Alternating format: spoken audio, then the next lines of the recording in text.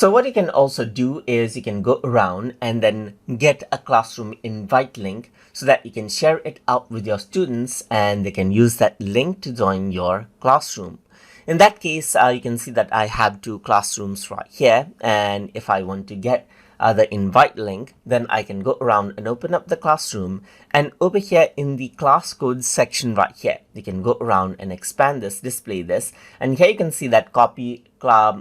invite link is an option right here, and the link will be copied. So if I were to go around and open up a tab right here and paste right here, you can see that this is what you have. This is the link to Google Classroom, and you can see that it is the classroom code itself right here, just like this. So if I were to go around and let's say, for example, reset this out right here, if I were to reset out the classroom code, then if I were to copy the class invite link from over here, the link changes as well. So if I were to go around right here and paste it, now you can see that this is the new invite link right here, which allows the students to join your classroom. So just like with the classroom code itself, I can go around over here, and then let's say, for example, if I were to expand this, you still get the copy invite link button over here on the bottom, which is simply a link with the classroom code right here that you can share out with your students, or email it out to students, or